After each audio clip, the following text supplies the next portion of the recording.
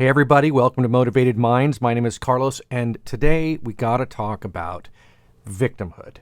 If you've ever struggled with it or you know somebody who has, you know how destructive it can be, right? I mean, there are times where I fall into victim thinking and it really does have an impact on other people.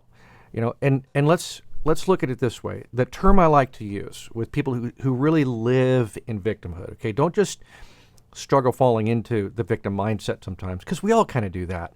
But I'm talking about victimhood, like people who just live in it, and it's unfortunate. You know what my nickname is for them, unfortunately? I call them wet blankets. Why? Because they snuff out everybody's fire. If you've ever been around somebody, a Debbie Downer, basically, that's somebody who lives in total, complete victimhood. And they have a pretty big blast radius. People who love them the most are the ones who are impacted by them the most. So today I'd like to give you 3 things not to do and 3 things to do when you're dealing with somebody with a victim mindset.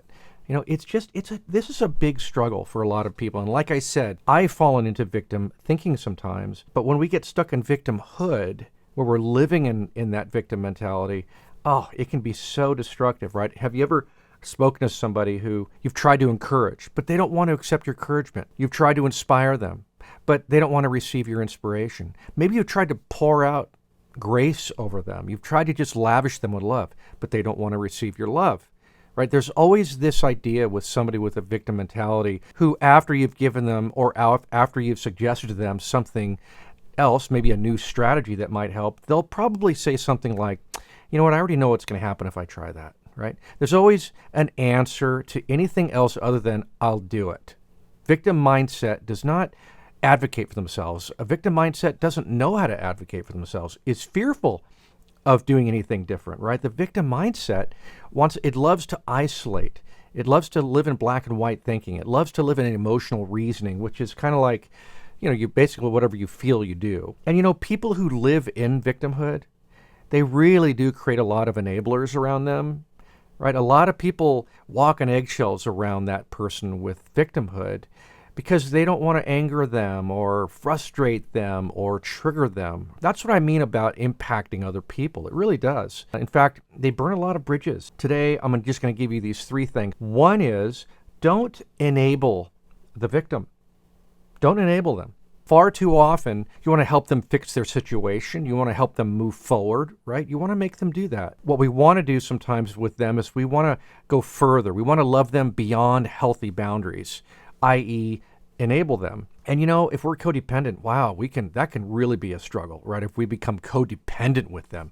So that's the deal, is don't enable them. Instead, do have boundaries. Boundaries are critical to have around people who carry a lot of victimhood. Otherwise, you can get kind of sucked into that black hole. The idea with boundaries is kind of like, I don't know, I always thought about a black hole. People with high victimhood, they're like black holes. They suck everything in.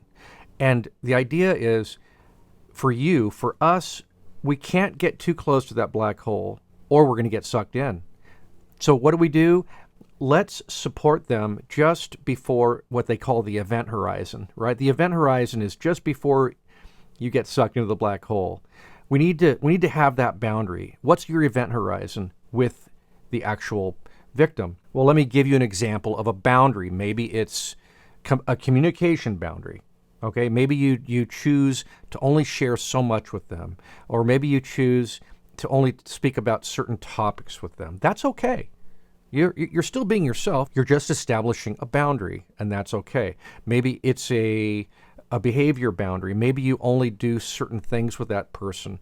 Maybe you only spend certain time with that person. Maybe it's a social boundary where you only spend so much time with them. Either way, you're going to have to establish boundaries with them and be upfront and honest that you only have this much time, let's say. They could call you, and instead of letting them talk for an hour, maybe you say, look, you know what, I only have about 10 minutes, so because I've got some other things I really do have to get to. That's okay. You're just making sure that you have a healthy boundary with that person. Number 2, don't try to force feed them. Okay? Do not try to shove your opinions down their throat. Don't try to shove your advice down their throat. Don't try to force feed them your inspiration or your encouragement, because it's not going to work, okay? It just doesn't. They're going to have to find their way out, right? It's kind of like a picture of a victimhood who lives in the pit all the time. And you always come along and you're like, you see them in the pit. What do you want to do? You want to help them out of the pit, right? It's just what you want to do. But they don't want to get out of the pit.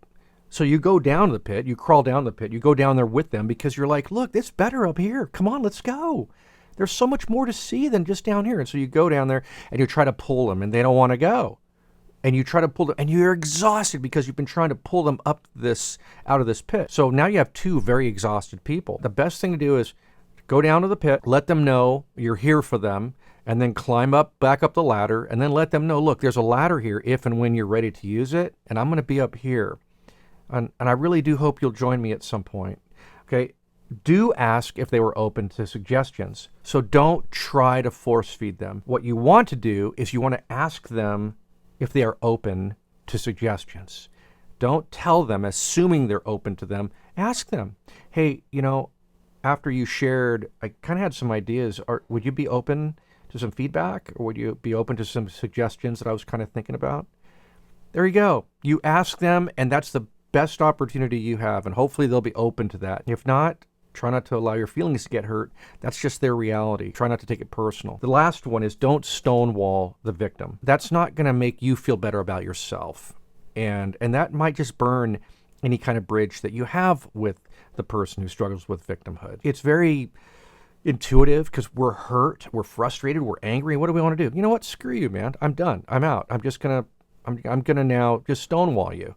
I'm putting up the guard, I'm putting up the walls, and I'm no longer going to let you frustrate me this way. So I'm done with you. If they're a good friend or even a family member, that's not going to be helpful, and it's not going to ultimately make you feel better about yourself.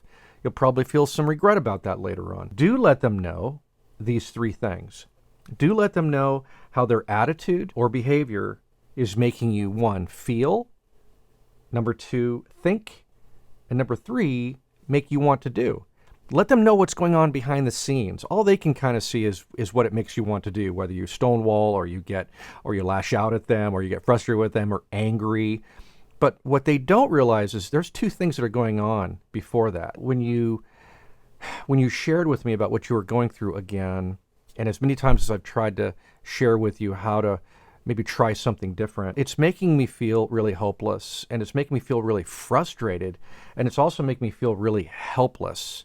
And I'm really struggling with that. And you know what? To be honest, I'm also feeling some resentment toward you. And I don't want to feel that because I really appreciate you and I appreciate your relationship. And it's just making me think maybe I should just stop talking to you. It's making me think maybe, you just don't really want to take any advice from me. It's making me think you don't want me around because anytime I try to say something, you just reject it. And also it makes me just want to stonewall. It makes me just want to detach from you. It makes me just want to disengage and not be around because it's just so difficult when I hear you sharing the same thing over and over and over again. Okay, I hope this helped. Remember, don't enable them. Do have boundaries. 2, don't try to force feed them. Instead, ask them if they're open to suggestions. And 3, don't stonewall them. Do let them know how their attitude or behavior is making you feel, think, and want to react. Well, there you go, everybody. Comment, like, subscribe. We'll talk to you next time.